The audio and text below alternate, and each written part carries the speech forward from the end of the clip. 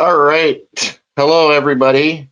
Thank you for joining the webinar this morning. I know it's a little bit early for some of you, which maybe is good to kind of get this before the start of the day. But anyways, what we're going to talk about today is 4K and 8K. So primarily, I want to talk about what's happening as we go beyond 4K. And give you a little bit of a baseline on 4K as well, and hopefully you'll come out of this with some really good information. This is being recorded, Ryan. The whole webinar will, and I will have some handouts and some brand new hot off the press charts that we've come up with for understanding FRL and things we'll talk about here shortly. And also I do have Tom is going to be monitoring the questions for me as I go through. So I'm going to kind of just be talking my way through this. And then as questions come up, just put them in the question box. Tom's monitoring it. He'll be able to interrupt me. And we'll get everything answered as we can. And let me just introduce myself for those of you that don't know me. This is me. My name's Matt Murray. I've worked for AVPro Global Holdings. I'm one of the co-founders with my father and mother. I focus on the technology side, so I'm the CTO for this company, and that includes AVPro Edge, Meridio, and Bullet Train. Bullet Train is the HDMI cable. Meridio is the test and measurement equipment, and AVPro Edge is the video distribution, audio distribution equipment that we have. That's my direct contact info right there. Matt at avproglobal.com. That's the best way to reach me. I'm very easy to reach, and I respond to all my emails. So if you ever do have any questions, dealers or reps on this call, just feel free to email them to me, and I do answer those. So again, thanks again. And let's go ahead and get started. I have quite a few slides that we're going to try to get through here. And kind of what I was talking about, what we want to talk about, there's really three key bullets I think we'll hit today. What's 4K, 8K all about? How does it look in the real world? What's available for 4K, 8K in terms of actually using it? And then also we're going to talk about E-EDID because this it's becoming increasingly more important, and there's kind of some new elements in there we want to talk about. Okay. So first thing I want to touch on is there's a lot of new acronyms out here. So HDR, FRL, VRR, EARC, HFR, and I just kind of want to break down a little bit what each of those means. And we do have a definition of each one of these that you can refer to on the Meridio website, but these are the common ones you're going to start hearing. High dynamic range, you've heard of that now for quite a while with 4K. That just gets really kind of exponentially better when we get into the HDMI 2.1 realm. FRL, that's a new one.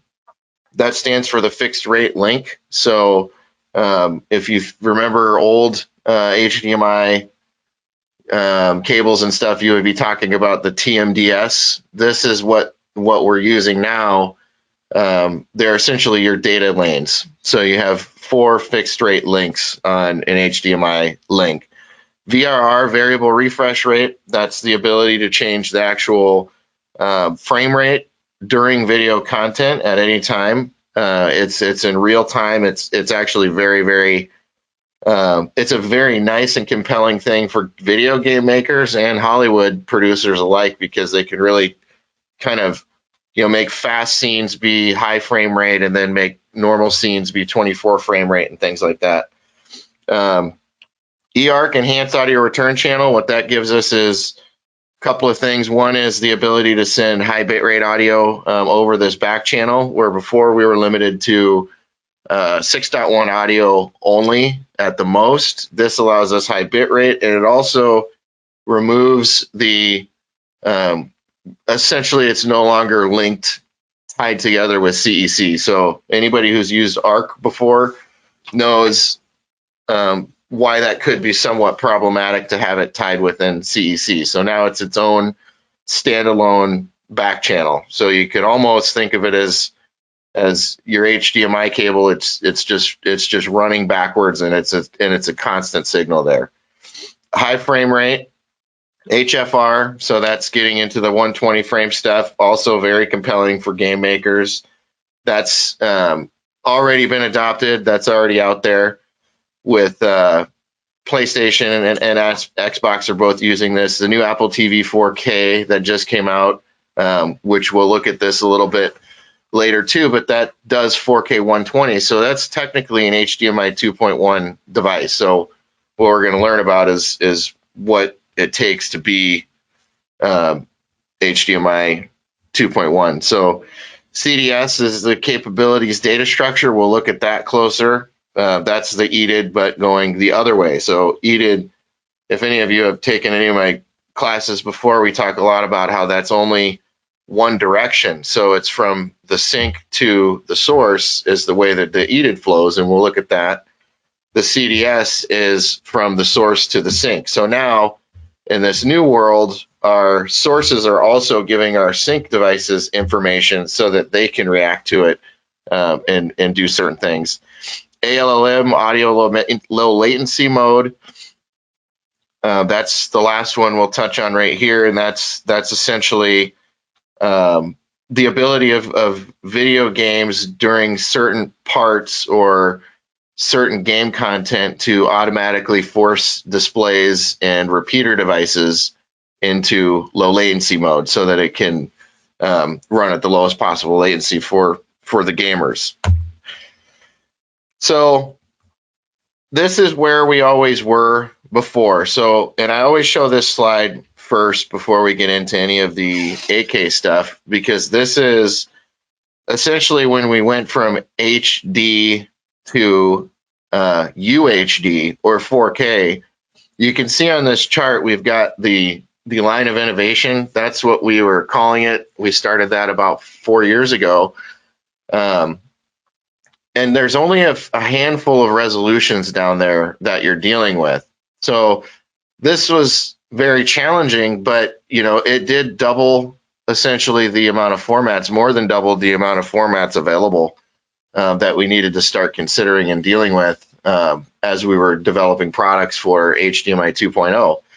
So that's to kind of give you an idea. And then if you look here, this is page 1 of all of the new formats that we're going to be dealing with. So you can see right on the top, there's some new full HD formats, some really nice formats though. There's a 1080p 444 10-bit or 12-bit 120 frames that runs at 18 gigs. So one of the things you want to look at with this chart is HDMI has developed this concept so that a lot of HDMI 2.1 can work with existing infrastructure to some extent. So what I mean by that is anything that's not electronic, like a copper cable or some other straight pass-through devices, can technically still work because you're going to be having enough available bandwidth to use a lot of these new formats. So you'll see potentially firmware updates to support, for instance, 1920 by 1080 444 18 gig 12-bit signal. That's a fantastic HDR signal for a gaming device. There's a 3840 by 2160, again 444 12-bit. So we're starting to see the chroma being uncompressed as we're doing HDR as well. So deep color and no chroma compression is really helping us. But so I'm showing you this chart to just show you the sheer quantity of things that we're able to do under this new specification. But I want to for a second bring up the FRL chart because that will help us a little more. So if you look at FRL, so you see all of those formats, it's very overwhelming, right? When you look at that, if it was the same way we're thinking about how we do data transmission in HDMI 2.0, every single format was essentially a different. It was a completely different waveform. So that means it was a completely different signal bypassing through the cable and the whole system. So you had to accommodate a whole bunch of different things to do. Well, if you look at this now, very little. So on HDMI 2.1, we have these fixed rate links, and what happens is the system will negotiate. So in some ways, this should be a lot easier for integrators because the system will negotiate the nominal bandwidth available on the link through the whole entire system. And there's some control that the repeater devices will have and things like that inside of E-EDID and things. But generally speaking, if you look at this chart, you can see FRL1. So that's a 9 gig HDMI 2.1 capabilities. It still can support HDR, 1080p, and 4K. But if you look at this, FRL2 at the 18 gig level, you're still supporting 8K. So you can still get 8K, although it's SDR, but you have all of those signals that operate under that particular frequency. And then you have FRL3, 4, 5, and 6. So those are really the 6 quote unquote formats. So you can see that there's all kinds of different resolutions and frame rates and deep colors and stuff inside of those. But what we focus on during HDMI 2.1 integration, where we used to during 2.0, we would always tell people you need to really focus on your bandwidth, focus on your bandwidth, focus on your bandwidth, make sure you have 18 gigs so you can do all of these things. On HDMI 2.1, we're kind of flipping a little bit. So we're talking about, what FRL level are we able to operate at? And then you can kind of deduce what all of your available settings are. So I will tell you right now, 99% of everything that's out there is 40 gig or less. And you can see why on this chart. There's 3 resolutions that fall under the FRL6, 4K 120, 444, 12. There's no 12-bit content that we even see on the horizon with this. So you get that in 10-bit up here, AK30 12-bit, and then AK60 420 12-bit. So again, there's nothing native in 12-bit. So these are almost kind of way ahead of their time. So I think really what we focus on right now is FRL 5 if we're looking to put this into people's homes. Okay, so just to kind of give you, and this is good food for thought too, to think about where we kind of came from. So the HDMI 2.0 spec came out in September 2013, and I think it wasn't until maybe 2018 ish that stuff was really starting to be kind of stabilized and starting to come to the mark. So that 5 years is kind of holding true in all of this stuff. So really, HDMI 2.1 came out November 2017, and so this is, you just kind of gotta be thinking about this now because we're getting to about that 5-year mark with the HDMI 2.1 stuff. So it is really important to start thinking about this, and I can tell you there are stuff coming out right now. So when we talk about the HDR stuff, what we're looking at is overall visual image quality. And when we used to do ISF all of the time, and we still do ISF, which there's a class coming up at CEDIA, by the way, if anybody wants to go deep on HDR and video quality and calibration, that's an option for you. But what we talk about is dynamic range, more color, better color, and resolution. And those are the 4 elements in order as to what makes a picture look good, really, and look appealing to the human eye. And you can see number one is dynamic range. So the dynamic range is essentially how much contrast is there available in the image. And this is done in cameras. Like if anyone's a photographer, they have the amount of f-stops, which essentially it's capturing more contrast. So from the how does an image go from light to dark? How much contrast in between am I getting? So that's what HDR does. It mimics how the human eye sees. It sees based on contrast first, and not just color. Where we're all always focused on color and resolution in the past, we're now really focused on this dynamic range element of the picture. So this is part two. You get more color with HDR. So when HDR is available, you're going to get much more of a palette, essentially. So you've got more crayons to color with, so you can end up with a much more brilliant image. So that's very, very helpful. This is a visual representation of that, so you can see what how this turns out in the actual image. And this was always an issue with advertisers, because they were using color gamuts like Adobe as they're developing adverts, but they were never able to recreate fully the colors of their marketing materials on display devices, because display devices could never do it. And we're really, really good at that now. So when we're using this wide color gamut with HDR, we could reproduce literally millions and millions of more colors. So, and then what we've started doing a ton, as we increase this contrast experience, we need to use deep color.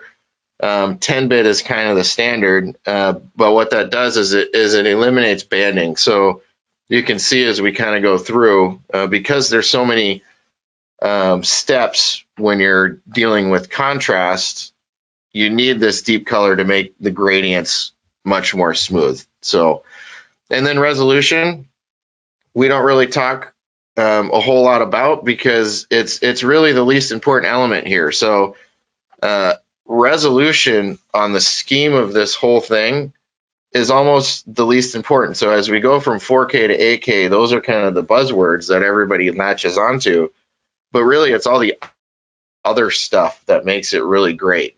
What this does for you is just allow you to have bigger screens, which you'll see. We do predict that like tile walls for houses and stuff like that are going to become pretty much commonplace, where you're going to want to have that 8K resolution in order to have those really enormous screens. All right, so let's just take a peek at some HDR. Dolby Vision, there's two types essentially. There's Dolby Vision and HDR10/HLG/HDR10 Plus.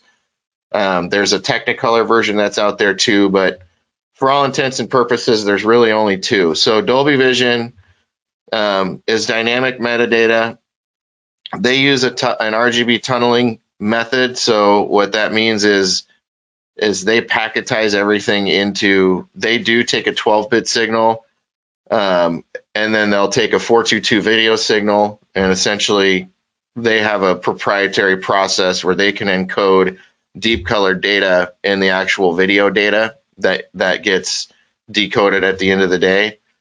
The whole point of Dolby Vision is the content creators are using the same method that the TV will use. So the TV will, when you turn on a Dolby Vision movie, it will tone map itself based on the content.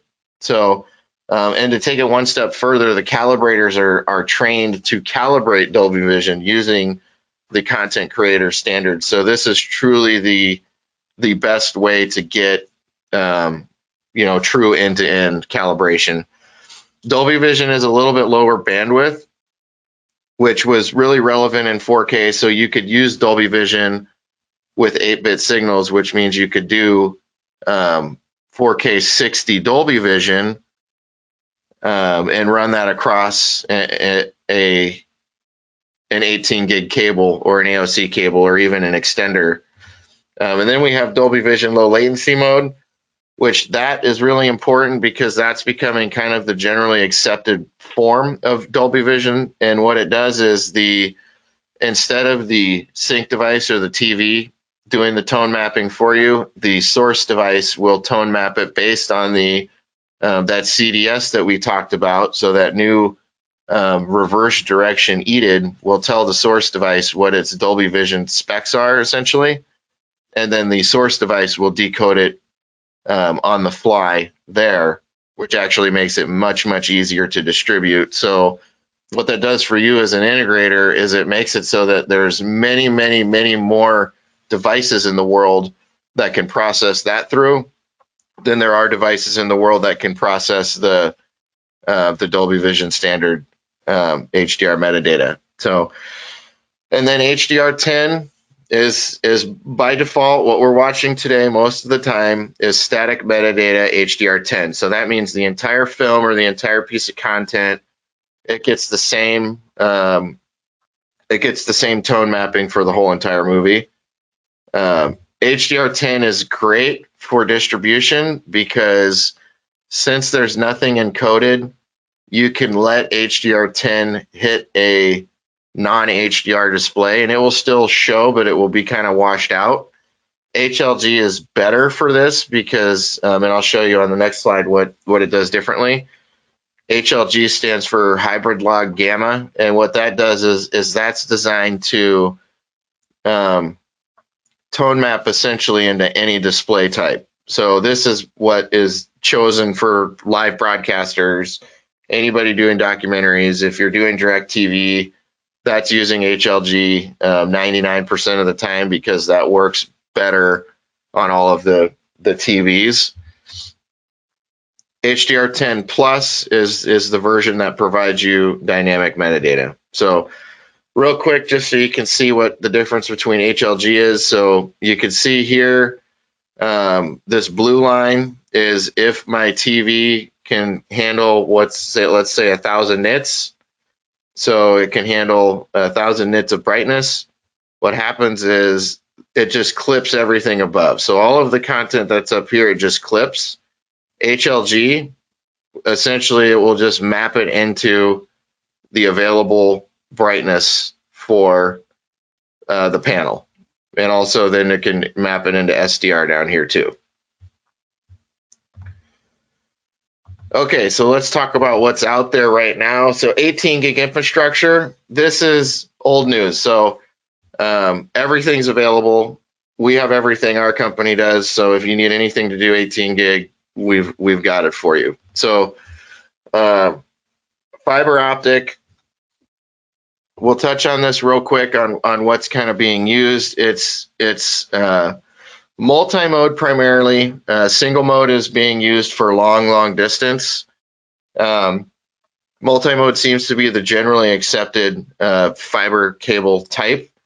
It's a little bit easier to terminate in the field especially. So that's kind of why it's gone that direction. And it's about good for up to 1,000 feet. So ideal for, last leg in the home runs and installation. Single mode is better for our stuff, for our AV, if you're going long distance. So the grades start at OM1 and go all the way up to OM5. All that is the clarity of the glass. And for multi-mode, starting at 2 and up, you're really going to be able to do up to, we know for sure HDMI 2.1 on OM2, OM3, and it's unknown because no one knows the top out frequency of any of this fiber. So we'll look at some waveforms here in a minute, but when we talk about signal distribution, we're talking about the waveform frequency and how much data we can pack on it. So giving you a max bandwidth on these grades is impossible, but I can tell you for anything we're trying to do up to the 48 gig that we need today can be up to 1,000 feet can be done on OM2 and up. No problem.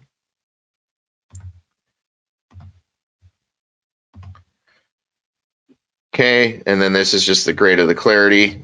Pre-terminated was common. We know that those are now being able to be terminated in field fairly easily. I have some integrators who are doing fiber a lot that tell me that these are easier to terminate nowadays. So that means that, you know, this saves 5 minutes per end, especially now when we're talking about HDBaseT.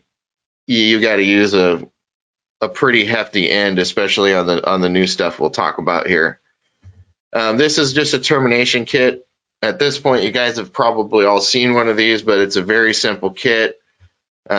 These you can get on Amazon. I know a Clearline sells them. If any of you guys work with Clearline, you can buy these on Amazon for less than $100 at this point, so they're pretty much available everywhere. So this is what's currently available on HDBaseT.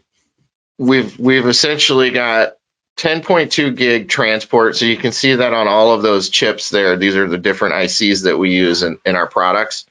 And what we have to do to get to 18 gig is we have to compress it. So even at 4K, we're compressing a little bit to get it to work well on HDBaseT over cat cable. So when we're talking about 48 gig, we're really talking about fiber, and we're talking about a new chip here I'll show you in a minute. But a couple things I want to point out. If you've been doing 18 gig HDMI cables, that automatically gets to be 24 gig. So, and I'll tell you, majority of the 18 gig cables out there in the world, if you've been using a good brand, are capable of even 48 gig, 40 gig for sure. Most of them are passing the really good ones because they were just built so well. And I think HDMI kind of realized that when they went out to put this new specification out there, that a lot of the actual cables will still work. But for sure, they're going to be 24 gig because, you know, you drop the clock line in the old HDMI cable and pick up another data line. So you're at another 6 gigs, which is 24. So keep that in mind. The infrastructure, fiber infrastructure, we call that adequate. So that will be adequate for HDMI 2.1. Copper infrastructure, we're just going to need more compression. There's no way around it. We're going to have to compress and compress and compress to get this to go. Will there be solutions with copper? Absolutely. It's the most readily available infrastructure product that's currently in walls all over the world, and we know that, and we are working on stuff this way. But I can about guarantee you're going to see fiber extension first. Matrix switchers, it's a good idea to look for things that are modular, but this probably needs to be updated a little bit because there are fixed matrices that we're able to do now. And then IP will come. This is going to be a lot of compression. So, you know, with IP products, you just got to know what you're buying. If you're buying a 1 gig infrastructure product, that's not going to be your high quality video product. So just keep that in mind. 24 gig will be first. That actually is very true. 24 gig is what everything started starting at in the source world. So this slide really is just kind of showing you what's available. So this stuff is no longer years away. HDMI 2.1 is coming fast. Active optical cables are there, 100% tested, reliable. Our cables, our active optical cables have been tested by the DPL organization for approval. Our copper cables, those are out selling. Matrix switchers, we've launched a 4x2. There's an 8x8 coming right down the way. Our test tools have officially launched with the 7G 8K and the 6A 8K and the 6G 8K. So if you need 4K test tools, those are available. The Meridio team has upgrade options for all of those too. So just make sure you're kind of staying on top of that. And then these are kind of your big four right now for sources: the Xbox, the PS5, the Apple TV 4K, the new version, does 4K 120, and then the NVIDIA 3090 graphics card and a 3080, those are out there floating around in the world right now, and early adopters are buying all of these devices right now. And there's other rumored 8K devices coming out very soon, one of which, excuse me, is coming from NVIDIA, kind of like their Shield, that ended up getting really popular towards the end of its life cycle on the 4K version, but I think the 8K version is going to be even better. So coming soon, point-to-point optical extension, point-to-point copper extension. So the distance extension still needs some more time because that uses a lot of IC and integration to get those things going. So this is the chip VS3000. So these are coming out. This product is right on the back door for us. In fact, they're en route. But this is an uncompressed HDBaseT extender for 18 gigs. So this is the product that can handle. So the unit is able to handle FRL, VRR, HFR, and eARC. So that's fixed rate links, variable refresh rate, high frame rate, and eARC.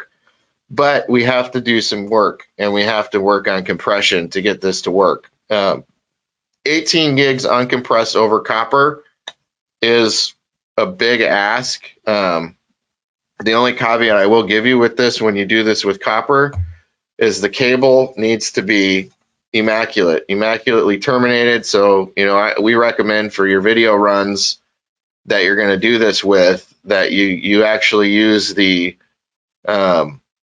Belden ends that are certified for it. It might take a few minutes to terminate it, but it'll save you some time in the future, re-terminating wires and things like that. So big advantages. Copper's everywhere, of course. Copper is cheap, and it's got a proven track record. So we know about that. With HDBaseT testing, we always just like to throw a couple tips out there. Make sure you're using at least 500 megahertz cable. Make sure it's solid core. Make sure it's Cat6. Make sure you're not using easy ends. That's the quickest way to find issues. Carry a known good extender, or there's a tester floating around out there called the M-Force Soul. It's from a company called M Solutions. Meridio actually has a distribution arrangement with them, so you can get those there too. Those have proven very, very helpful for the customers that have used it. And then I want to talk about, I'm kind of skipping something because I want to hit on a couple of important things. And one is these physical properties versus protocol properties. So what you as an integrator don't have a lot of control over is the physical properties of the devices and the cables that you put in. And what that means is, this is the physical characteristics of an HDMI source. So this is a reference source. This is a generator product. And just to say, all you're looking at here is a waveform on an HDMI cable. You can see there's several waveforms there, and each part is responsible for carrying some data. So, and then over here you can see the clock where it basically decodes the data every X amount of picoseconds. So that's a good one. This is another source out there. So this is a bad one, right? So you can be given and sold a source device that causes you issues because it's a marginal. Well, look, this one here is actually the reference source with a marginal cable. So when you use a reference source and put it on a bad cable, this is what it looks like. And this is when you start with a bad source and then you add the two, bad source, bad cable. You can see how it all just falls apart really quickly. And you really can't control that. It could be a bad single batch of sources. It could be just a single bad circuit inside of a source. It could be a bad cable, any of those things. So all you can do as an integrator with those things is use like a tester, like one of these, and just hook them up, see if it's working or not, and then obviously your next steps are really going towards the replacement part. But this saves you the you know, kind of pull and pray mentality of just kind of guessing at what it is. At least you can know what, you know, what's going on. And also repeaters can help. I throw this in here because what that does is that takes in an original mess of a signal, and then what that can do is essentially re-equalize it and re-clock it. Now there is a caveat with these. These work a lot of the times when you just put in a splitter after a bad source or after a bad cable run or something.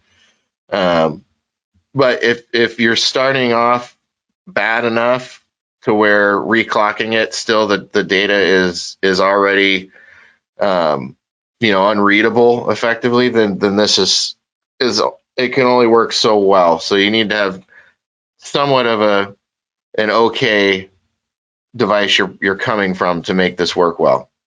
And then the other thing we talk about is you can use a splitter or a small switch just to bypass a problem component. So these problem components oftentimes are AVRs, and AVRs I don't like to single them out totally, but the reason why they're problematic sometimes is they're often very early adopters, like that happened with 8K with a lot of AVR manufacturers. They were too early of adopters, and people spent a lot of money on 8K AVRs, and now they don't support 8K. So this is a palatable way for a customer to still be able to use that AVR, which is going to have phenomenal audio quality and audio characteristics, which is what they really bought it for in the first place. So these are good applications for that stuff. So this is where protocol is where the installer really comes in and can impart a lot of this stuff. So, and this is where we talk immediately about E-EDIDs. If you're not dealing with these, then it's gonna cause problems. So let's talk about an E-EDID. That's for a live demo, but so E-EDID is basically a communication from a sink, a TV, a projector, a repeater, or a matrix to a source device. The sole purpose is to tell the source device what it needs to send it. So if you can imagine this in a distributed system, if you plug into a matrix switch or an AVR, so you are now not plugging into that TV anymore. So your source device is getting its instructions from the device in the middle. And think about how powerful that is for someone making something. So let's say I make a 4K splitter, but my EDID is set to 1080p to make it easy, you know, less chance of someone not getting a picture or something. That's a problem because now you're only able to get 1080p out of your Apple TV. Or let's think of the other side of that issue. Let's say my splitter is set to 4K, but my TV only supports 1080p. So now your problem is the source is outputting 4K, which is bigger than what your TV can handle. So it is really important to understand how this EDID works and basically how to use it to your advantage, really. So this is just kind of a visualization, what an EDID says in real language, and I'll show you what a real EDID looks like after we decode them. But it's essentially saying, hey, here's my brand, here's what I'd like you to send me. I can handle 4K, I can't do HDR, and I can't do PC formats. So then the source says, okay, no problem. I'll make sure to not make those options available to this user, which it will actually pull it out of the user interface. So you may not even see it as an option in the Apple TV or whatever source you're using to do this with. So this is what an EDID actually looks like. So you can see here there's really a lot of data and everything is identified. So we can see basically the complete heartbeat. It's like doing a blood draw out of the TV to be able to see what it's all capable of, and we can really identify problems with this. So there's things that we can learn about what a TV is reporting back as an E-EDID versus what the actual capabilities are. And remember, an E-EDID is made by a human. So someone goes in and writes these E-EDID into the displays, and we have found many times where displays they're sold as HDR support, especially when they're first runs, and it's not in the E-EDID, and we have relationships with these manufacturers, and they get fixed with firmware updates. But these are problems that you can discover using some of this test gear. So this is what I had talked about before. So this is kind of how you visualize that. The TV E-EDID goes into the repeater. Now the repeater is reading the TV's E-EDID, but now your source is reading your repeater's E-EDID. So you have to be aware of what that repeater is doing, and they're not all created equal. That repeater could very well be in bypass mode. That's common, where they just bypass it up. It's also common for them to be set to something like 1080p or something low and something nominal, just so that a picture always pops up on the TV. You just don't know, but you really got to look for devices that, one, support E-EDID management, and two, understand what you want your source device to be doing based on your TV. So I always run through this drill because no matter how long the chain of command gets, so I'm source to sync, source to AVR to sync, source to switch to AVR to sync. In all of these scenarios, no matter how big this system gets, where is the E-EDID coming from? It is 100% always coming from the first device that the source touches. So the source can only get its E-EDID from this device. So I've had the argument of, well, what if they were all in bypass mode? It doesn't matter, because the E-EDID is still ultimately being read off of this switch or this AVR. It's just reading a copy of what the AVR had copied. And we have seen many times where the E-EDIDs can get copied, and they will drop certain elements of that E-EDID based on its own capabilities. So you have to remember that too. So there's no one really innocent here. You have to really, especially in the AVR world, because their HDMI boards often aren't handling everything that the TV can. So it kind of has to edit it a little bit on the fly. So just remember that bypass does not necessarily mean bypass. Okay. All right. So always work from source to sync.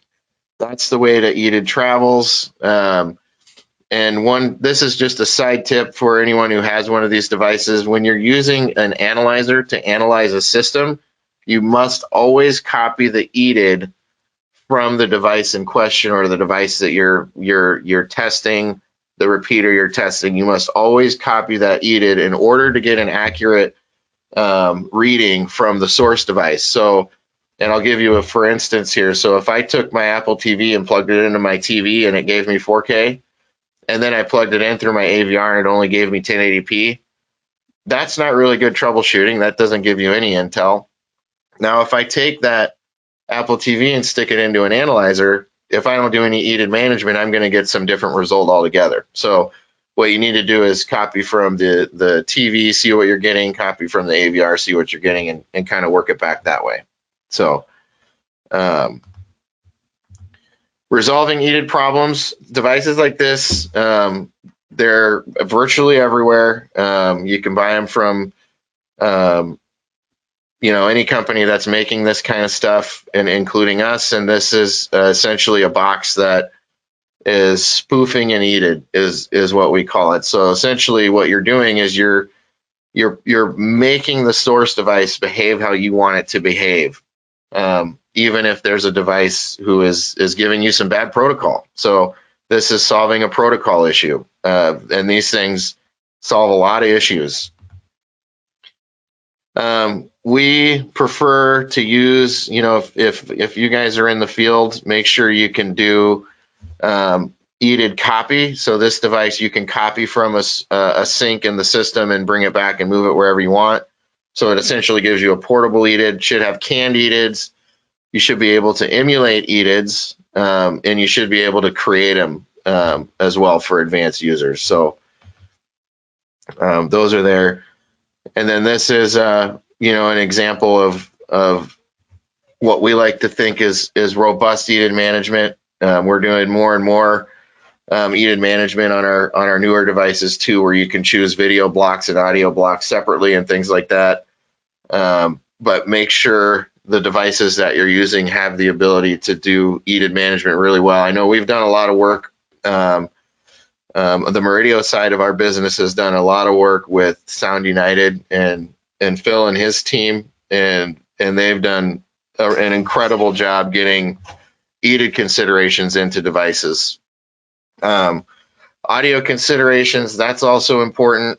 This is all being determined by E-EDID at this point now too. So Dolby Atmos, not as standard as you might think. So it's not just as simple as do I get Atmos or do I not get Atmos? There's a lot of gotchas with Dolby right now. You've got Dolby Digital Plus with Atmos, Dolby MAT with Atmos, Dolby True HD with Atmos. So all of those things get increasingly more difficult to deal with across all of the products. So one of the things that you can look for, and some of our devices do this now, is you can actually edit that block out. So you can make it so that it only supports DD plus Atmos, and so it eliminates the MAT requirement, because then it's going to work on everything instead of just a couple of devices out there. So audio is something to be aware of. And again, all Atmos is not created equal, but there is ways to manage it. But you have to do E-EDID, because source devices don't let you choose typically what version of Dolby Atmos you're going to use.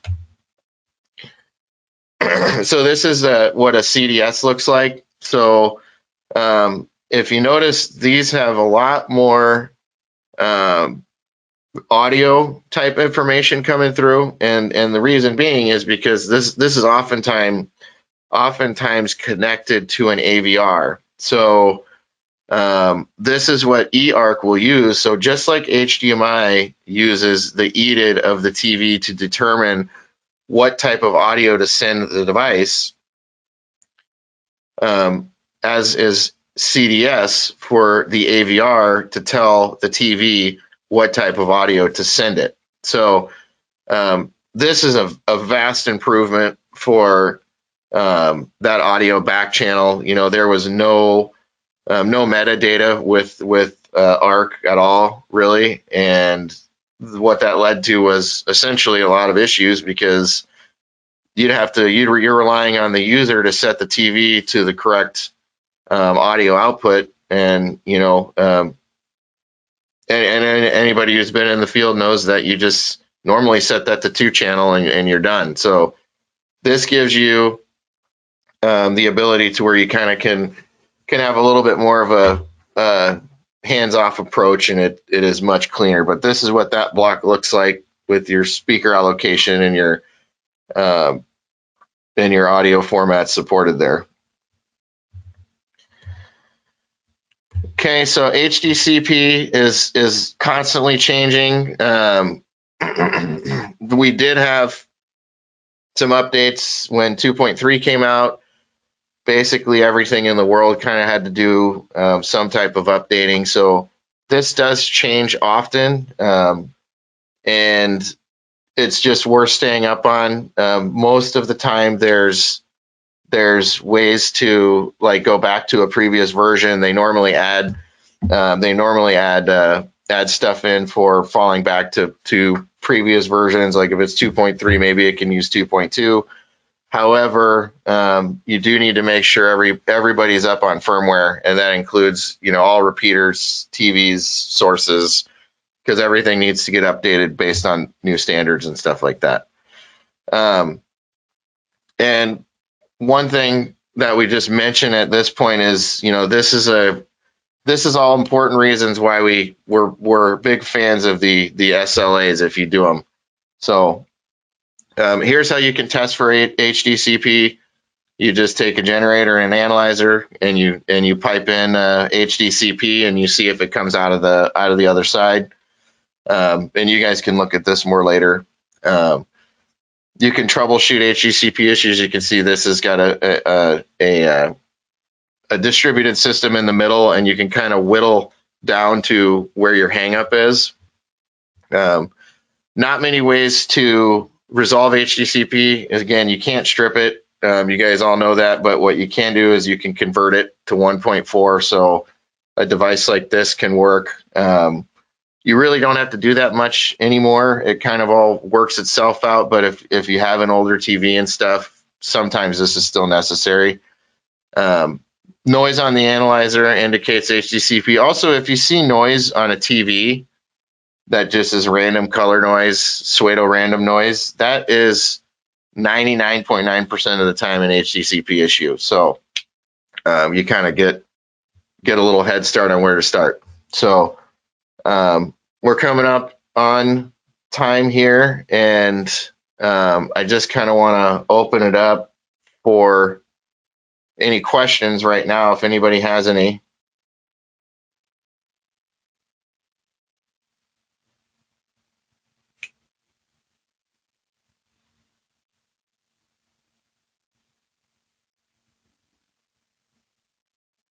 I do want to say, Matt, that in the handouts area, I put that HDMI 2.1 bandwidth chart, so anybody is able to download that if they want. They can go to the GoToWebinar control panel, and under the handouts area, you can download that chart. Excellent. Yeah, and if anybody has questions, you can email me. I know there's a lot in here, and there's a lot of new HDMI things going on. So if you want to talk about it, let's talk about it. Otherwise, all of these charts and things like that will be available on the Meridio website and the AVPro Edge website too. So we're happy to get questions answered for you guys as they come out. Looks like we got a couple questions that popped in here, Matt, if you wanted to answer those before we go. And I do want to also give a shout out to Jessica from By Designs for putting this all together, and Steve Baker. Thank you guys for getting this all together and promoting it for us. We really appreciate it. It turned out a great session. Let me see if I can find these questions. Sure. The first, a couple came in, so I'll just ask them. Okay. Zohar said, what would you list as a problematic or failing source? Well, I can't really, tell you what devices specifically we've tested. That's just, we just can't do that. But what we categorize as a failing source, let me go back to. Yeah, Ashley had the same question as well. Hers was, what are some of the problematic sources you would need a spoofer for? Well, if you want to talk to me offline, I can give you some ideas. But essentially, how we judge one as a failing source is when our amplitude is too low, or when we get an eye pattern that looks like this. So that's how we know. So we don't just pick and choose which ones are bad. We actually do this. We have an oscilloscope. That's one of the benefits of our lab, is we actually have the same oscilloscope that's being used in CCS test facilities all over the world. So we can actually see this and determine this, and we can help people figure this out. But if you want to know some devices we've tested, contact me offline.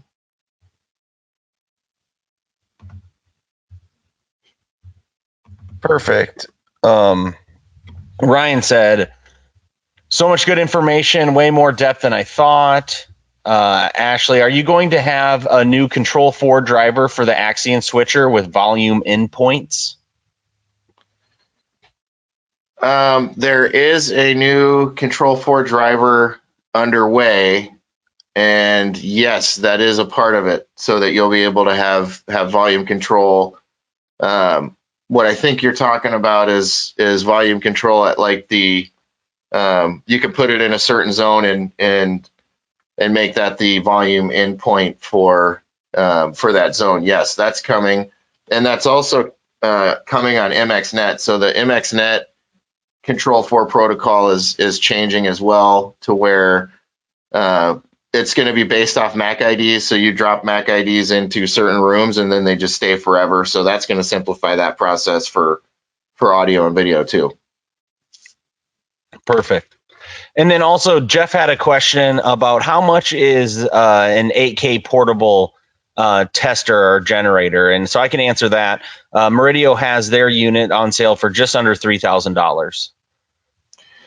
But I do know that they've been doing a lot of upgrades lately. So if you've got any older test equipment, you should reach out, because it is really, it's true. The time is now, because this stuff is starting to happen.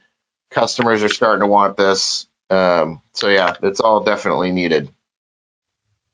The 8K 4x2 that we've recently started selling, as we get a batch in, they go out immediately. So it's kind of, we can kind of see the startings of people starting to put stuff in and wanting switchers and things. It looks like that's all the questions that we have here, Matt. So you did great on time. Thank you so much. All right. Yep. Thanks a lot, guys. Again, feel free to contact me. Like I said, I do respond to all my emails and stuff, and I really appreciate all your time. You guys have a good day.